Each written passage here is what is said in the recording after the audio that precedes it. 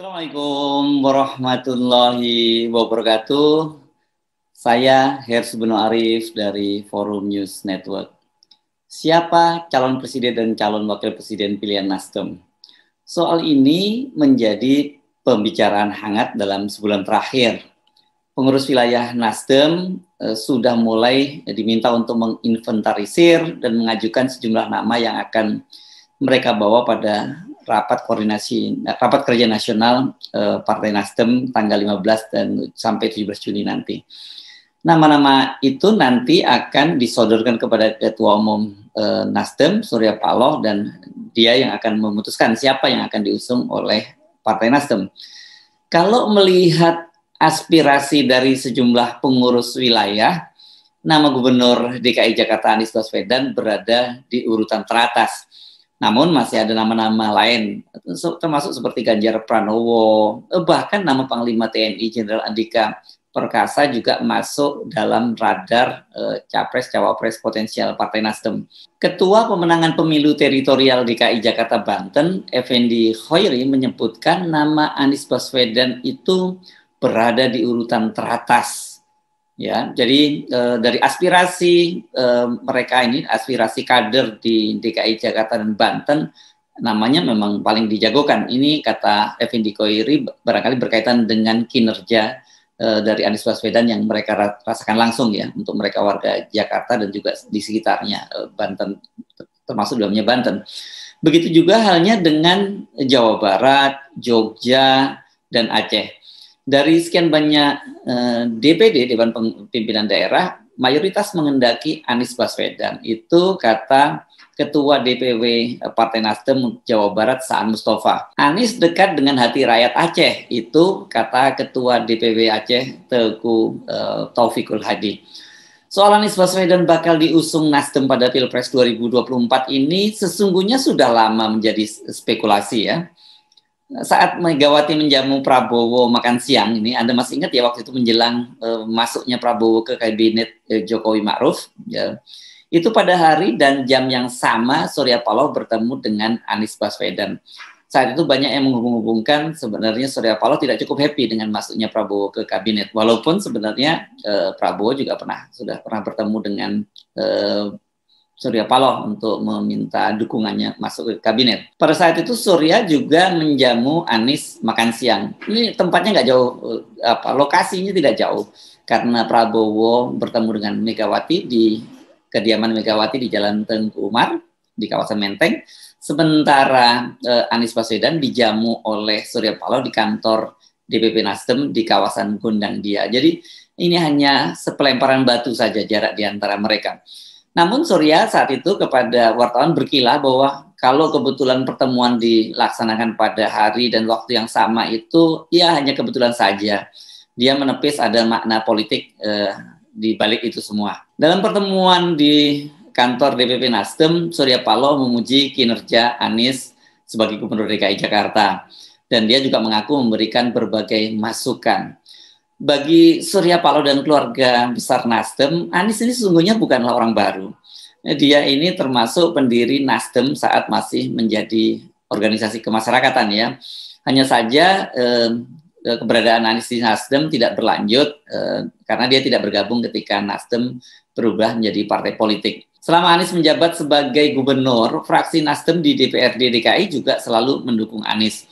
Nah, apakah dukungan ini juga akan berlanjut pada Pilpres 2024, serta siapa yang akan dipasangkan dengan Anies? Pertanyaan berikutnya, dengan siapa Nasdem akan berkoalisi untuk memenuhi ketentuan perundang-undangan, yakni presidensial threshold 20% kursi di DPR atau 25% perolehan suara nasional.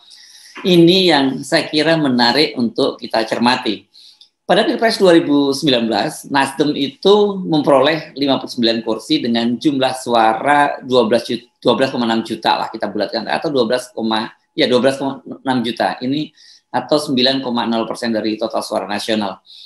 Perolehan suara itu menempatkan Nasdem berada di 4 besar, berada di bawah PDIP, Gerindra dan Golkar. Ini kalau kita menyebut Golkar dan Gerindra ini bisa berpindah-pindah karena Golkar dari sisi suara kalah dengan Gerindra, tetapi dari sisi perolehan suara Golkar lebih besar dari Gerindra. Dengan begitu bila Nasdem ingin mengajukan pasangan capres-cawapres, ya Surya Paloh harus memikirkan dengan berkoalisi dengan partai lain, tidak bisa sendirian. Beda sekali dengan PDIP ya, yang menjadi satu-satunya partai yang bisa mengusung sendirian capres dan cawapres.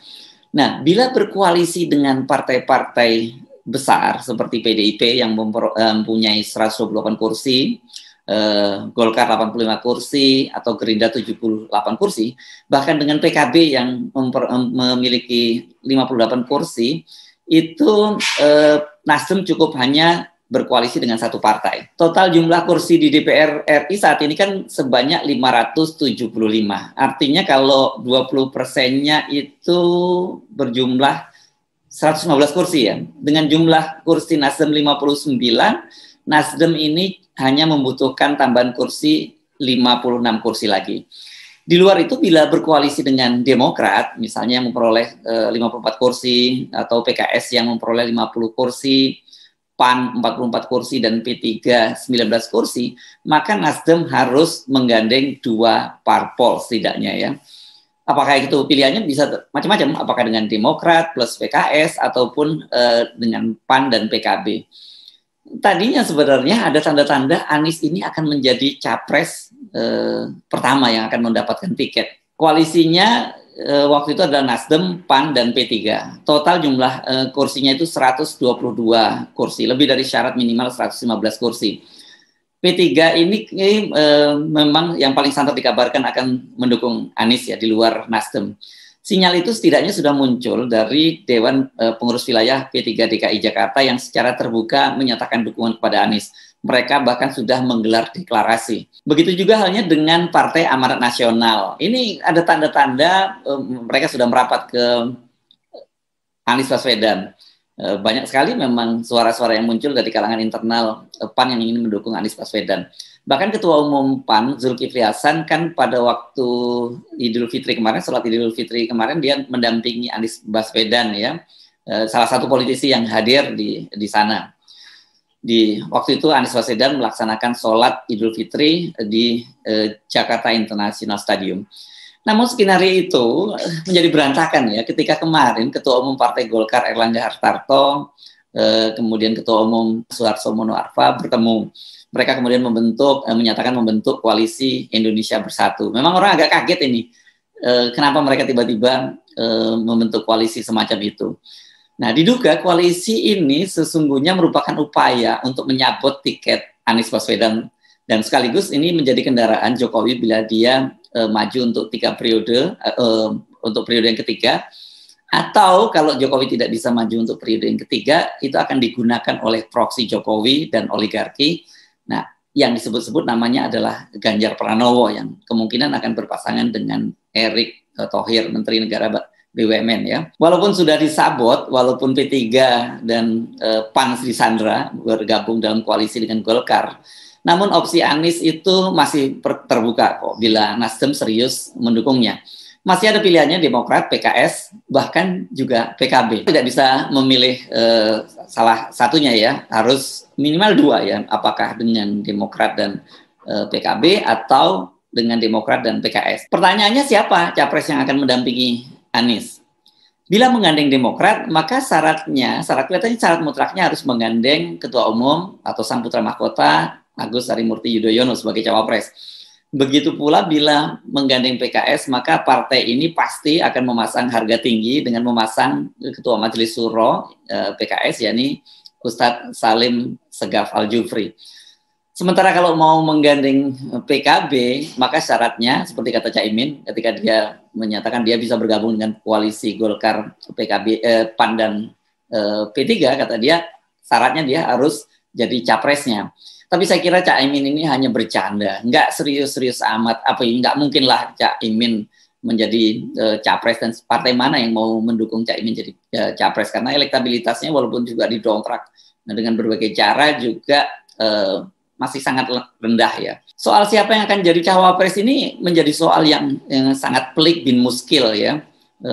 Jadi harus ada jalan tengah gini, karena di samping jalan tengah ini Anies Baswedan bagaimanapun juga memerlukan figur kuat yang bisa melengkapinya, terutama dari sisi pemilih Jawa dan nasionalis. Kalau dengan Ustadz Salim Segaf ini sama-sama pemilih non-Jawa dan juga sama-sama pemilih Islam. Kalau bersama dengan Agus Harimurti, benar sih dia juga Jawa dan nasionalis. Tapi saya kira faktor senioritas dia di militer, karena kepangkatan dia terakhir kan mayor, ini bisa menjadi handicap tuh di kalangan para pemilih yang berlatar belakang TNI dan keluarganya. Nah, kan Anies sendiri ini kan selama ini selalu diposisikan sebagai figur Islam, dan faktanya itu memang basis pendukungnya di segmen ini, terutama Muslim perkotaan yang terdidik ini, Anies Baswedan sangat kuat. Jadi Anies memang harus dipasangkan dengan figur yang punya basis kuat di pemilih-pemilih Jawa dan nasionalis. Nah, sejumlah pengamat menyodorkan nama Panglima TNI Jenderal Andika Perkasa sebagai pasangan Anies. Pasangan itu bisa menjadi jalan tengah manakala partai koalisi bersikeras mengajukan calon masing-masing sebagai calon wakil presiden. Jika terwujud, pasangan ini juga akan saling melengkapi dan potensial menang bila misalnya harus berhadapan dengan pasangan Prabowo Puan atau bahkan Ganjar Erik. Bagi Surya Paloh sendiri, saya kira kalau ini terwujud akan sangat menggembirakan. Banyak yang tidak tahu bahwa Surya Paloh dan Jenderal A.M. Hendro Priyono, mertua Jenderal Andika Perkasa, ini mempunyai hubungan kekerabatan. Kalau nggak salah, saya ini dari pihak ibunya Pak Hendro Priyono dan istrinya Pak Surya Paloh ya. Tapi saya kira kalau ada yang punya informasi yang lebih valid, tolong dikoreksi informasi ini. Tapi yang jelas mereka punya hubungan kekerabatan. Kuncinya sekarang bagaimana Surya Paloh memainkan perannya sebagai kingmaker. Sebagai politisi senior, Surya Paloh itu selama ini terkenal cukup piawai lah kalau dalam hal-hal seperti ini ya. Keberhasilannya menjadikan Nasdem sebagai 4 besar partai nasional, serta kemampuannya tetap menempatkan kadernya di kabinet selama 2 periode pemerintahan Jokowi, itu sudah membuktikan bahwa Surya Paloh itu memang salah satu politisi ulung. Nah, sekarang ini pada Pilpres 2024 ini, apakah kepiawaian Surya Paloh bisa dibuktikan kembali? Saya Hersubun Arif dari Forum News Network. Sampai jumpa lagi. Wassalamualaikum warahmatullahi wabarakatuh.